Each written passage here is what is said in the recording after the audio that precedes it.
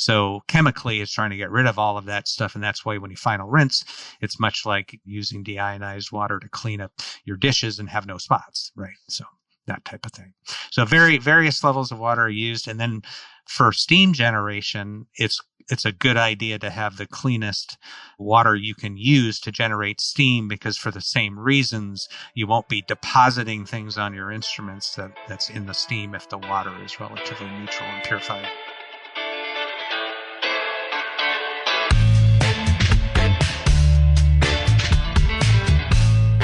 Clock in, scrub up, and join us behind the red line. You're listening to First Case, a perioperative podcast bringing you exciting interviews, engaging discussions, and innovative solutions that are changing the way patients receive surgical care. Each episode, we talk to frontline staff, perioperative leadership, and nursing entrepreneurs from across the country as they share their stories, experience, and expertise on the industry we love. From the back table to the boardroom, from wheels in to wheels out, we tackle the real-life issues affecting the OR. Whether you're tuning in for surgical service education or inspiration, we're glad you're here. And now it's time to roll back and start the first case.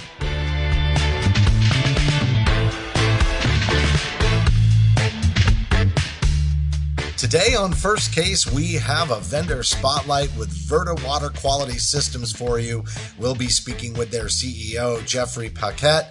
He's been on other podcasts in our family of podcasts, including Beyond Clean for sterile processing and power supply for the healthcare supply chain. But today he joins us to talk about why you should care about water in your facilities, why you need a comprehensive water quality management program that's developed, how it's been very siloed in its management in the past, and a new guideline that we will link to the AORN guidelines as well. But this one's AAMI ST108. You may not have heard of AAMI before, but you will definitely know them by the end of this interview, Melanie. You will, and you'll actually be able to connect the dots between the big overview that we get with AORN guidelines when it comes to water quality to be able to dive into the actual specifics and the prescriptive treatment and care that really water deserves and needs. And I think hopefully you will walk away realizing that water's not just water. There's a lot more to it. There's a lot of science that goes into it. And the more we take care of our water and have good water for our instrument care and cleaning, ultimately, the better care we're providing for our patients. And being able to connect those dots and see how water can affect patient safety and patient care is paramount to what we do in the operating room anyway. So great conversation we're going to have today. Yeah, let's jump right into it after a short break. We'll be back with Jeffrey Paquet.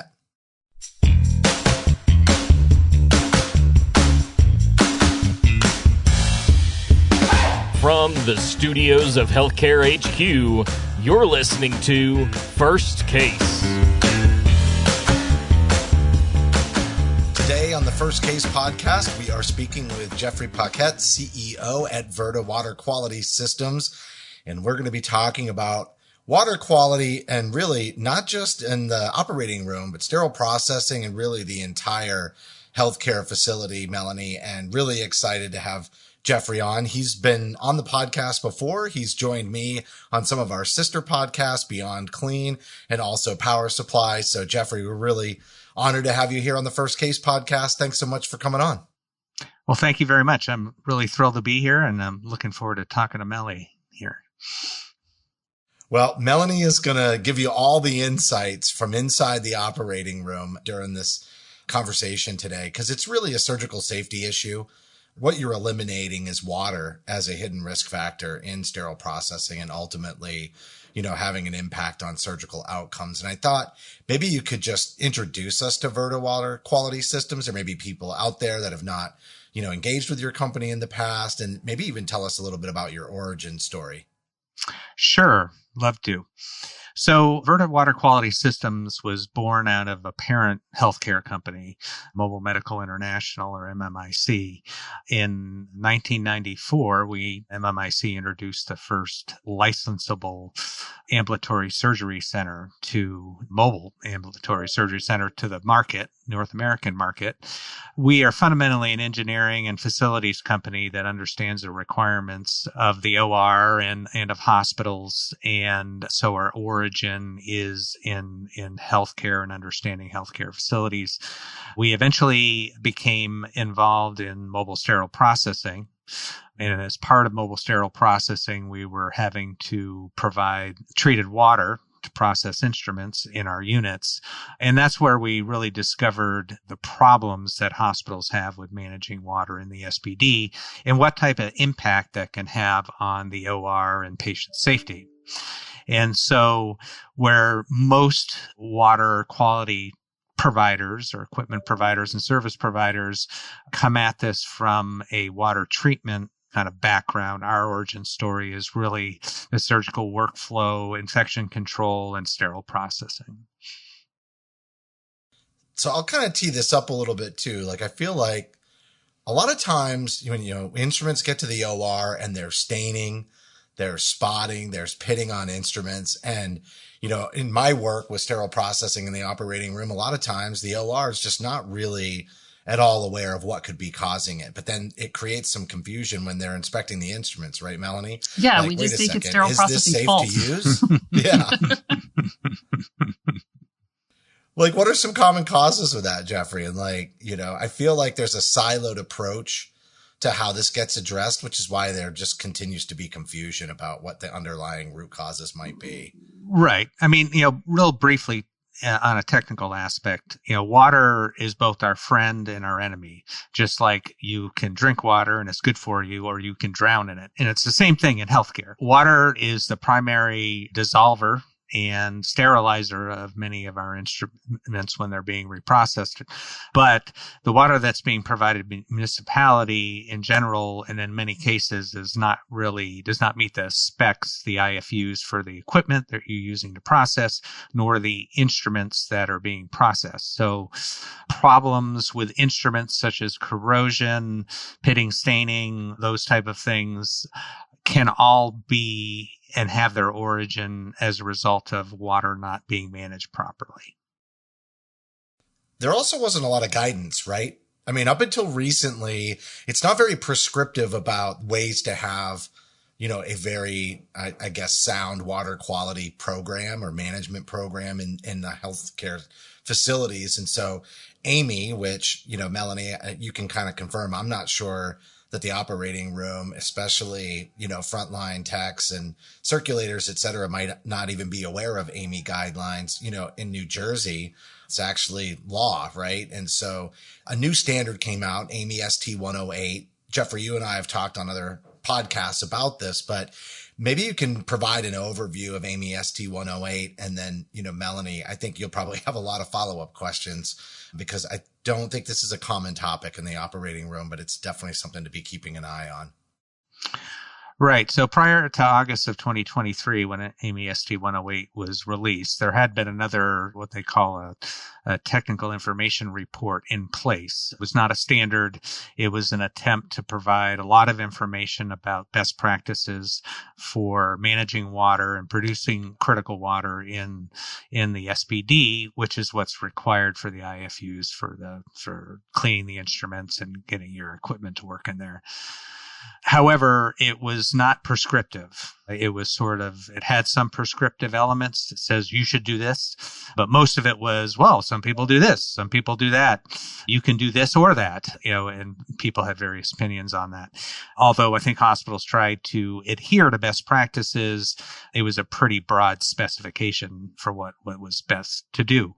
Fast forward to ST108, and it's a much tighter spec. It's now a standard for AAMI. It is a lot more prescriptive of what you should do to maintain water quality in the sterile processing department. Okay, so I want to clarify something before we keep going, just because those of us in the OR, we understand the AORN guidelines. We've heard about the AST standards, the Association of Surgical Technology standards. But these four letters, AAMI, are just probably something that is foreign to most people unless they're in leadership and they're also overseeing their sterile processing department. So to come at it from a point of similar understanding, are we talking AAMI guidelines are kind of what we would associate as maybe our AORN guidelines for surgical care? The AAMI guidelines are then those guidelines that are dictating best practice in sterile processing, right? That is absolutely correct. Okay. Yep. Very, very similar. Okay. So just to kind of make sure that we have leveled the playing field of understanding that this is kind of what we're talking about, but guidelines that very much influence best practice and proper treatment and care of our instruments, obviously, also as we follow IFUs for different instruments. But when we talk about water, when we have a problem with our instruments in the operating room, our knee-jerk reaction isn't, oh, the water must be a problem. Our knee-jerk reaction is, oh, sterile processing screwed it up, right? Like we just look at the people and think maybe it's a people problem. But often it might not be a people problem. It might be water. But I mean, until you have a conversation like this, you really just think water's water. So what makes water so special in sterile processing that makes it so different from just our understanding of just water? Right. A couple things to address that. Number one is that kind of get back to why ST108 exists. It exists because, and your infection preventionists are going to understand this to some degree, is that water can be dangerous in hospitals. We worry about Legionella, another type of aerosolized, airborne, water transmitted diseases, particularly for patients that have vulnerabilities. Water is used extensively for cleaning instruments in the sterile processing department, and then you are going to go put those instruments in your patient. So there can be a significant link between surgical site infections and waterborne problems that have come to you on the instruments. And so water can actually act as a corrosive agent for your instruments if its specifications if it's not to spec, and it can damage instruments. It can also reduce the efficacy of the cleaning chemicals that they're using in the operating room. And what happens over time is the coatings on the instruments can become compromised. And what happens is a biofilm will begin to establish itself. It may be very microscopic. You can't see it, but it's a place where dead biological material is now hiding. And then that becomes a place where live biological material can hide from even steam sterilization. And so then you go and put that in your patient, and there's going to be a transfer of those pathogens to your patient. And that is something that is not always easily identified in sterile processing, even if they're following all of their other IFUs, if the water is a problem. And because just like people in the operating room, the people in sterile processing are not experts in water chemistry and that type of thing, it's difficult for them to control that problem without the right tools. Okay, so you've kind of just, messed with my brain just a little bit, because the understanding that if we don't pre-treat our instruments, if we aren't doing point of use cleaning, leaving blood, body fluids, all those things on our instruments can absolutely lead to biofilm. And I jokingly refer to biofilm as the slime house, or the bacteria slime house that is growing on my instrument that I can't see. And I know that not pre-treating my instruments can cause that. But I didn't know that water could also be a problem and actually lead to biofilm. How does it do that? Mm-hmm. Well, so as we discussed, it can create a problem with the instrument, begin to break the instrument down. And when the instrument breaks down, the surface that's supposed to resist the deposit of biofilm is gone.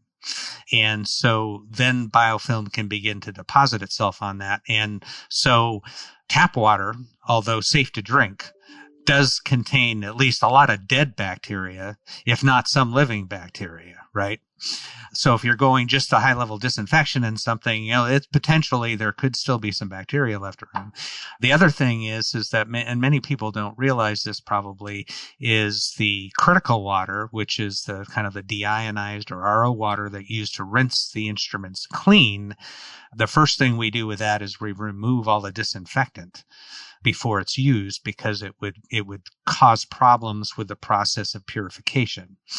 And so when that disinfectant is removed, there's nothing to combat bacteria. In critical water, within the matter of hours, can become completely polluted with bacteria if bacteria isn't being controlled and managed on a regular basis by the equipment that's producing it. It's very disturbing. It is disturbing. And so you could be sending a bunch of bacteria on a clean instrument. Even if it goes to sterilization, it'll break down the bacteria, kill it. But then, now you have endotoxins, and now you're introducing those to your patient on the instruments. Okay. So then as we understand water, and you're talking about different kinds of water, you said RO water. What is that? So ultimately, when you produce critical water, what we're trying to do is remove the ionic contaminants along with other types of contaminants, including microbes and other pathogens. To do that, it has to be either a sort of a chemical electrical process, like you would have in a deionization tank, where you're exchanging ions. You're basically removing ions from the water through an electrical charge process on some media. Or in reverse osmosis, you have very, very fine filters that actually are at the molecular level can actually strain out those ions. And so both are deionization processes. Sometimes they're used together, but they're fundamentally just getting rid of things like metals, a lot of metals and other types of things that cause electrical charges. Electrical charged ions create corrosion, right? They begin to break down the instrument because they're electrically charged. And over time, that causes problems with the instruments, biofilm, right, SSIs. Okay, so as I'm just completely randomly picking your brain on all these things that I just have questions about, I have one more, and then I will stop hijacking this conversation. But oh no, it's all about you. I'm assuming, and this is me making an assumption, that the water that you need in decontam is not the same water that you need in your steam processes, is maybe not the same water you might need in different places. Is that true, that you need different kinds of water depending on what you're doing? Yeah, you need different types of water in the sterile processing department and in those processes. So, at the sinks and at the washers and the ultrasonics, most of the water you're using there is what would be classified in ST108 as utility water. Utility water isn't necessarily the water you're getting from the city, although many people are using water from the city and maybe shouldn't be because it doesn't meet the specs for utility water. And there's many reasons why it doesn't meet the specs, because in many areas of the country, like Texas is a good example, a lot of the water in Texas has very, very high conductivity. And you begin to break down your instruments immediately when you put them in the sink. And wow. I didn't know that. Yeah. So, and then as you go through the process, you are wanting to further decontaminate and remove and make the instrument safe. So you're using critical water, which if it's properly devoid of bacteria, it's also devoid of ions. So anything kind of left on the instruments after washing it with utility water is kind of swept away, because critical water is very hungry for the things that it is missing. It wants to become utility water or tap water. So chemically, it's trying to get rid of all of that stuff. And that's why when you final rinse, it's much like, like using deionized water to clean up your dishes and have no spots, right? So that type of thing. So various levels of water are used. And then for steam generation, it's a good idea to have the cleanest water you can use to generate steam, because for the same reasons, you won't be depositing things on your instruments that's in the steam if the water is relatively neutral and purified. Interesting. It's funny you bring up spots, because I've seen spots lots of times on instruments. And most of the time when I've called sterile processing to be like, why does my instrument have spots? A lot of times they'll tell me it's a problem with the detergent, or it's an issue with, with something that way. But I've never actually heard them blame it actually on the water itself. So are there multiple issues that might cause spotting on spots on your instruments? Yes. So the issues are all sort of interconnected, because the detergents that they use are supposed to be formulated for the water that it's being used in. And the problem is that throughout the year, the municipality will be taking water from different sources often, which have different chemical makeups. So let's say your detergent supplier comes in and they say, okay, we've got a water test here. We'll formulate your detergent, blah, blah, blah. And then 6 months later, it stops working. You're getting spots. And it's because the municipality, and they're not going to tell you when they do this generally, is switch water supplies, which has a different chemical makeup. That is fascinating. And then it's also true that if maybe they're doing construction in the city or they're doing something that's affecting your water delivery system, it can also muck up everything that you have formulated for your water, right? Right. Yeah. Think of Flint, Michigan, or we had a customer where that happened, where they had began to have all sorts of problems with water. And what happened is they had old pipes. They did a construction project in which those pipes were left to sit for a while and dry out.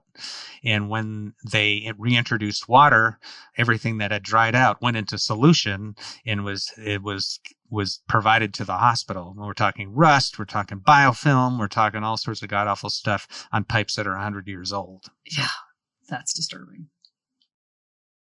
I wanted to kind of talk a little bit more. You talked about, DI and RO water and a lot about IFUs. Like we threw out IFUs, but we didn't actually talk about, how that goes into how instruments are validated. Like, where do IFUs come from and how are they created? And I think it ties into AAMI really well too. I think it's important to kind of connect to the dots because, AAMI is, a group of manufacturers in a lot of cases, right? Like not necessarily only manufacturers, but right. Stakeholders, including clinicians and SPD people and whatnot. But they are, it is a group of stakeholders. But I feel like it also does kind of tie in with a lot of, sort of the FDA 510K type conversations. And I want to connect those dots for the audience too. Like I would imagine, Melanie, nobody really knows how an IFU is created or why it's important or who's actually validating that it's accurate. And I think it ties into the AAMI ST108 and sort of this conversation about how to best manage it too, because in those instructions for use, there's all kinds of requirements potentially that once again can't just land on sterile processing to manage alone. So Jeff, I don't know. Do you want to kind of talk a little bit about the 510K? I can talk a little bit about that. So I'm a little bit more familiar on the equipment side than I am on the instrument side, but both the equipment used to process the instruments and the instruments themselves have to go through a process for validation. And particularly with the instruments and particularly with like sterilizers, which are sort of the highest level disinfection you're going to get, there's a very strict FDA process in which they have to validate statistically that it's capable on the instrument side to be cleaned as long as somebody follows the directions, and that the process is used for cleaning. There is a validated process there, and like, for instance, around autoclaves, steam sterilizers, there has to be validated cycles and they have to have a kill rate and it has to be repeatable. But it is within the confines if you use the equipment right, if you follow the cleaning instructions right on the instrument. And if you don't do that, you aren't guaranteed to get the outcome you're anticipating. And so AAMI, with its various standards, as well as ST108, is trying to provide the information that people need so they can be compliant with those IFUs. Particularly like with water, AAMI has attempted to establish levels of contaminants that are acceptable sort of for most equipment and instruments. Now, that doesn't mean it is for every equipment and instrument, and there may be some things that you have to pay attention to that are included in AAMI ST108, but it is pretty general enough that it's acceptable. We've talked a lot about guidelines, right? And we're kind of educating a lot around 510K and AAMI that might be new to this audience, but let's talk about what isn't new to this audience, which is the AORN guidelines. And Melanie, I don't know if you've got those right in front of you, but there are guidelines that speak to, water management. So I thought maybe you could kind of read that. And then Jeffrey, you can walk us through like how you're putting together a total package to really tie all these silos together into something that really works. Yeah. All right. So yes, AORN does have a guideline completely dedicated to instrument cleaning. It covers all sorts of things, some in a very broad manner, simply because it's just kind of giving you an overall guideline. And if you look at the guideline for instrument cleaning, if you go to section 3, it's all about water quality. And in that section, the very first thing it says is, in collaboration with clinical engineering personnel, facility engineering personnel, and infection preventionists, establish a process and frequency for monitoring the quality of water as in utility water, critical water, used in decontamination processes as part of the organization's water management program. So that's their very first recommendation in this guideline. And then they've got a bunch of research and information underneath that point. And then they say that water should be monitored and controlled according to a list of water quality values that they do provide in the guideline. That's very informative, related to pH, to bacteria, to endotoxins, your total organic carbon, and a whole bunch of other stuff I'm not going to read for this podcast, but it is there, and you can look at it in the guideline to all the things that they detail. And then they only have a couple of more recommendations. It says, monitor and control the quality of the water utility that is supplied to decontamination equipment, like your washer disinfectors. You should monitor and control the quality of critical water in your holding tanks. And that references biofilms and other things within that guideline, within that recommendation. And then the last one says, evaluate water quality after major maintenance and repairs of the water supply system, which we just talked about, changes to the water distribution system that require a utility shutoff, because obviously, like we've discussed, it can affect your water quality in your department. But what's interesting is, as much as we've got information in the AORN guidelines about paying attention to our water quality, this is very high level, very 1,000-foot view of what we need to do. And I think that's why we need AAMI to give us that prescriptive or that more granular direction when it comes to actually understanding how we take care of our instruments through managing our water quality. So I guess my one question that comes to mind is, then, if I'm doing all this and I'm monitoring my water quality and I'm checking everything, what am I going to see on my instruments, or what might show up in my department with maybe my washer disinfectors or other things that's going to tell me that maybe I have a problem with my water? Right. So it's interesting because I'm not as familiar with the AORN spec, but basically all of what you talked about there gets incorporated in ST108. I have a feeling that probably AORN was a representative on the I'm committee, sure they were. so. I can't speak definitively, Right. but I would imagine they were. Right. So I think they're in step together where they talk about water quality management plans, looking at water quality after major disruption, monitoring on a regular basis. All of that is very consistent with what ST108 is telling you. So anytime the instruments don't look right, I think there's a good chance that could be a water problem. Doesn't mean it is a water problem, but it could be a water problem. And, if they're discolored, they're stained, you have spots, they have dull area or something on a critical feature. All these things could be a result of corrosion, water hardness, pH problems. These are all indicative of those problems. It doesn't mean they are, but it could be. It could absolutely be. And people, another problem that isn't necessarily water in origin, but finding specks or debris on the instruments. It's often waterborne, but doesn't mean it's coming from the water. But usually there's a problem in the process someplace that's introducing that. So can we talk a little bit about how hospitals are typically managing this today, and why your approach at VERDA is somewhat transformative and, really helping them be able to meet all these ST108 guidelines, because it is more prescriptive now. And like we mentioned, in the state of New Jersey, you have to follow these guidelines. These aren't like recommendations and guidelines. These are, you must do this in the state of New Jersey, and, who knows what states might follow. But just to raise the level of awareness, why is this so elusive for facilities today? Right. So what we observed early on in trying to do this ourselves is, and I kind of liken it to patient care, and there's different ways to do patient care.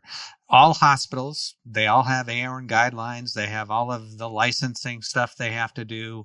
They're very much doing the same things, but care from hospital to hospital can vary greatly, right? So it's all in the implementation of how you take all those guidelines and manage the patient's care. The way water is being managed typically today is much like maybe, I've seen in the past quite some time ago in hospitals where no one was really in charge of the patient and their case. There was people that did this job, people that did that job. There's a chart. People are supposed to come in, pick it up, read it, do the right thing and leave enough information for the next person that comes on. And nobody was responsible, but everybody was sort of responsible. So more modern care usually is where there's actually somebody who is responsible for that case, for that patient. And even though people come in and out of the team that are supposed to do their job, there is somebody that's tying it all together to make sure the patient is getting the right care. What we try to do is apply that same principle of care to the water that modern hospitals apply to the patient, rather than having it be sort of the facilities job does this and SPD is supposed to do that and biomed does this in terms of water and managing water and vendors and laboratories and interpreting results. We have a team at VERDA that basically we lead the team. We provide representation to the water management team that comes up with the water management plans in the hospitals. We're minding the store. We're keeping people informed, but we're taking action and we're interpreting results and telling the people who need to make decisions in the hospital what the best course of action is to take at any given time. And it can change, right? Like, it's not like, oh, we put in this water quality management system and now we're good. We can set it and forget it. There's a lot of things environmentally outside of the facility that can actually change the conditions of the water and would require periodic adjustments and monitoring as well. Right. And so even, the guidelines that Melanie referenced in AORN refers to that, when there's disruption in utilities or some sort of change like that, you need to re-examine your qualification process for your understanding of what water quality is coming to you. So are you guys like only working with large health systems? Like, how do you, in terms of like your scale or who really needs you, like, can you kind of outline that a little bit too? Cause I can see where, like, you talked about water quality changes. I bet that happens in urban settings a whole lot, right? Whereas maybe a little bit less in rural settings, like, do you have a pretty broad footprint? Maybe talk a little bit about scope. Right. So in terms of our capability, we're nationwide, and really everybody who is processing instruments could use this type of approach. The old paradigm is in looking at the way water quality is managed. It's just seen as a cost center. We've got to pay for the lab to do this. We got to pay for the guy that maintains the equipment. We got to pay for the equipment and everything. And it's just cost. But if done rightly, it's a return on investment. So, and what you're getting back is if you stay on top of water quality, what you're getting back is time in the OR, reduction in surgical site infections, a lower inventory carrying cost for instruments because you're not having to replace them, repair them, reduces the whole quality control overhead that you have in SPD for identifying instruments with problems and that type of thing. So even though maintaining water properly can look expensive to smaller organizations, in the end, it pays for itself in spades, even on that scale. Because what you are getting back is OR time and less overhead around managing problems that you have no idea what the origin is. I heard you kind of talking about maybe what some indicators are earlier that you might have a water quality issue. I think AAMI ST108 also kind of creates a need to have somebody come in and help, meet those new guidelines. But I'm also thinking, what about construction? Like, how important is it to bring in a team like yours at VERDA whenever there's going to be a major renovation or new build? Like, I got to think setting that tone from the very beginning of the project, like that would be another reason to make sure that somebody gets you involved. Right. That's a great question. It's something we run into all the time, is that people are starting to build new departments. Maybe even they get the right system in, but the system is only the thing in the closet. It is not the water quality management plan. Good water doesn't magically come out there and touch your instruments. A lot of things can happen to water along the way as it goes out to the department and back to the equipment to be repurified and decontaminated. The way in which you plumb the sinks from your critical water piping to the sinks to the various pieces of equipment like the washers or the autoclaves can greatly impact your ability to particularly control bacteria problems in water. unfortunately, a lot of those details are left up to the plumbers, because in the design process, nobody is specifying this is exactly how you connect the washer from the loop piping. And we need to make sure when we're designing the department that we're or choosing equipment even, that we're reducing the amount of what we call dead legs in the piping, which is basically long sections of piping where water can stagnate and isn't constantly flowing. We're familiar with this from trying to prevent Legionella. We don't want water stagnating in parts of the building and reintroducing problems into the building. That's what happens in SPD as well when you have these long sections of flexible hose that connect a sink to the critical water supply so the sink can go up and down for ergonomic reasons. There's a whole big problem with sinks right now is what we're experiencing is that they've been designed around ergonomics, but not around preventing surgical site infections, because they're great. They go up and down. They do all sorts of cool stuff electronically, monitor temperature and everything.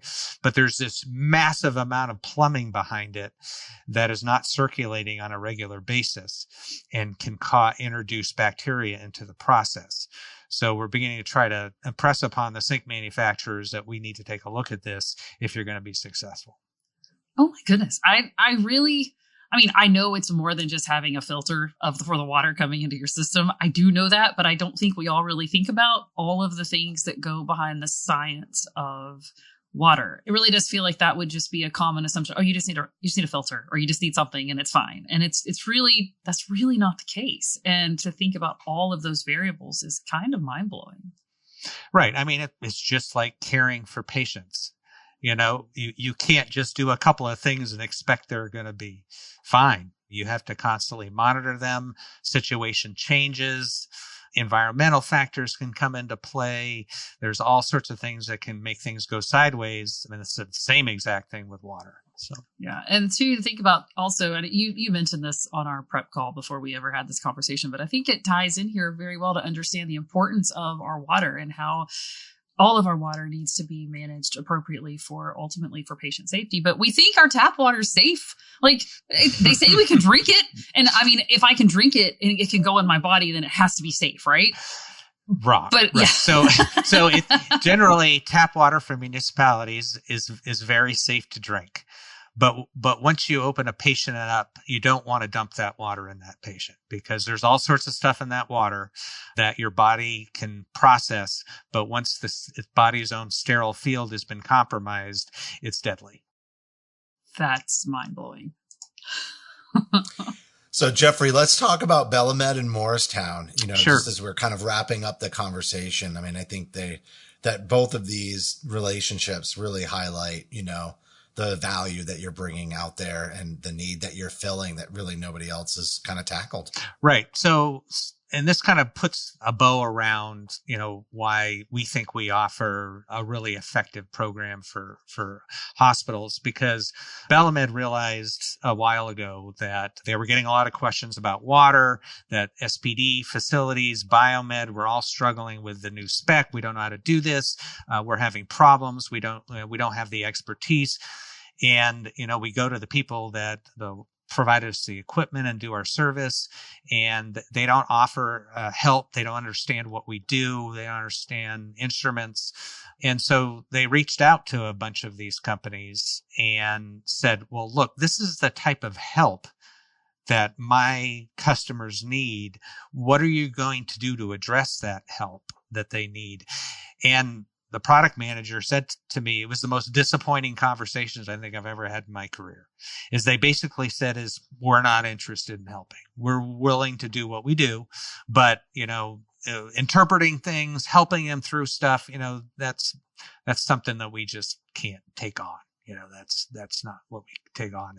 And it was the only thing that made us successful with managing water in our mobile fleet of departments. And so we can't imagine how anybody else is going to be successful without doing things this way.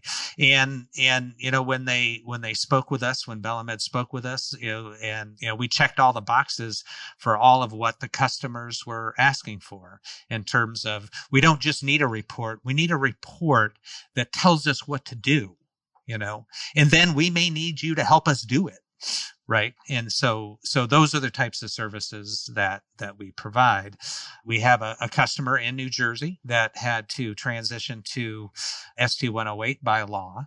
They had a very common industry partner that people have that, provides very fine equipment, but they needed more. They needed somebody to really make them compliant.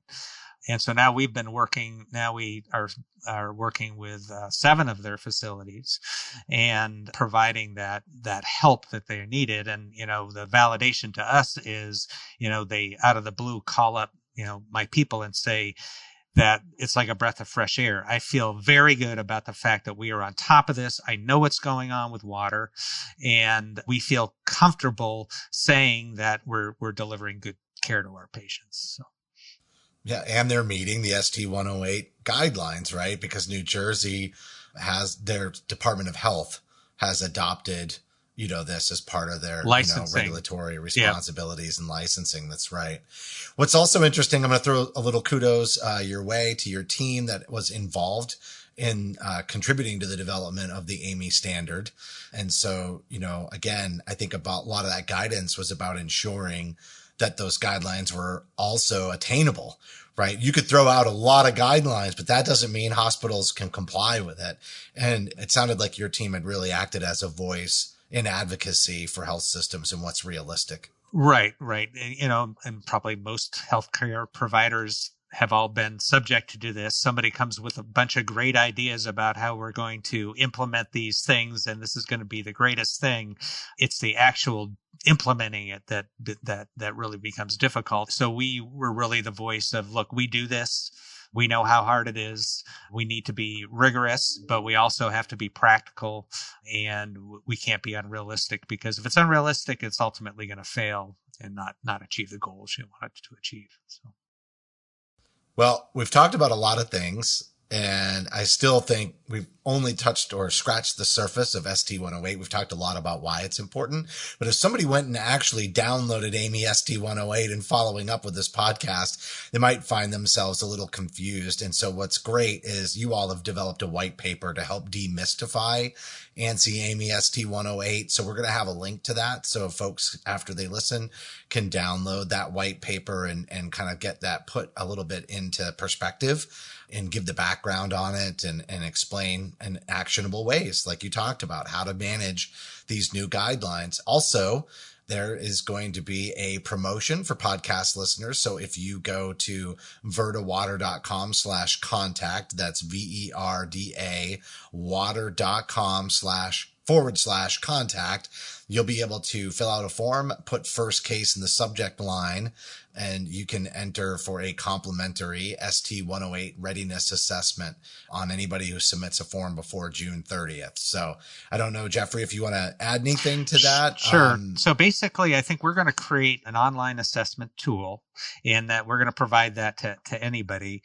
At the end of that, that'll provide people with some feedback on their current situation, and they can take and run with that, or they can call us for more help. And they can also follow you on your LinkedIn page. Just go ahead and search for VERDA. We'll have links again in the show write-up and notes for this podcast. And Jeffrey, really, is there anything you'd add that we didn't cover, or something that's maybe important to reinforce as we wrap up? Well, I think it's important to reinforce that being compliant is achievable. It certainly is achievable. But improving your water quality and becoming compliant with the spec, it's a process, and it takes time. It's not something that you're going to just hire anybody, and the next day you're going to be compliant. You will take a number of years as you go through and improve things in your department. There'll be capital items you need to improve. There will be process items you need to improve, and it takes a while, but it's a journey, but it's well worth it.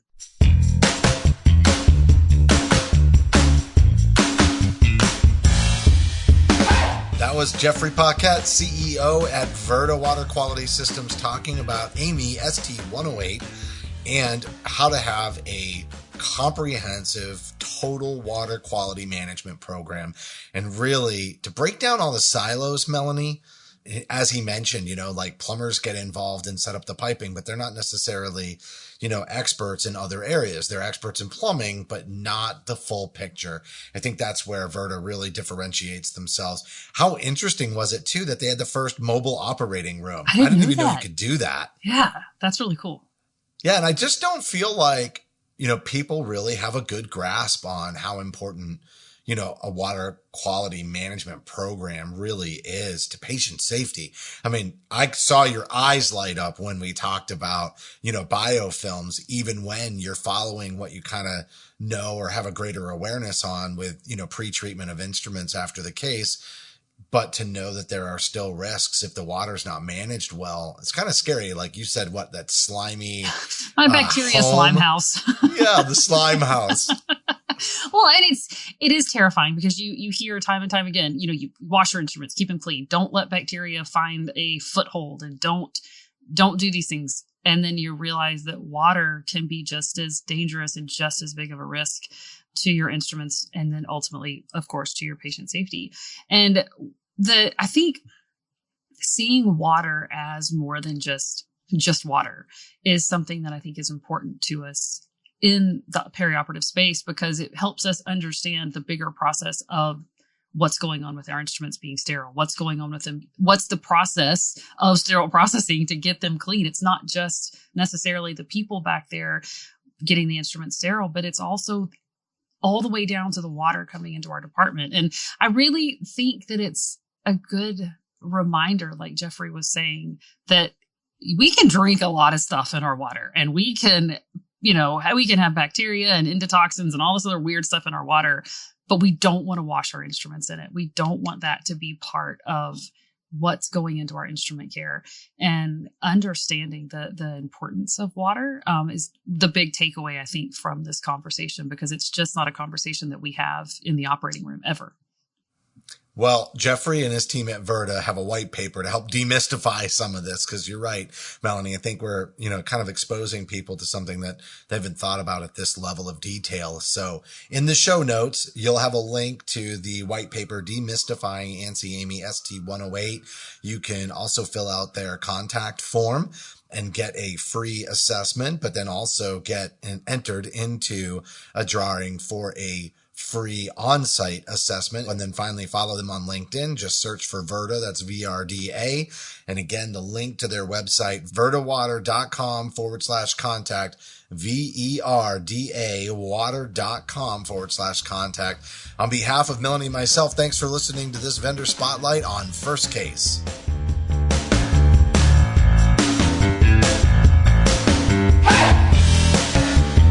For listening to this week's episode of First Case. As a reminder, you can help support us by subscribing to First Case on your favorite podcast app, or by downloading the smartphone app on iPhone or Android. Simply search for First Case in the App Store or Google Play. The best thing about downloading the smartphone app is that you can access bonus content for certain episodes and view episodes in certain categories, like articles on the go and vendor spotlights. Are you following us on LinkedIn or Facebook yet? If you are and you love an episode or post, then let your social network know about it. Like, comment, or share our posts along with your thoughts, and keep the conversation going. If you have any topics or guests that you would like to recommend for a future episode, just send us an email to info@firstcasemedia.com. We look forward to hearing from you.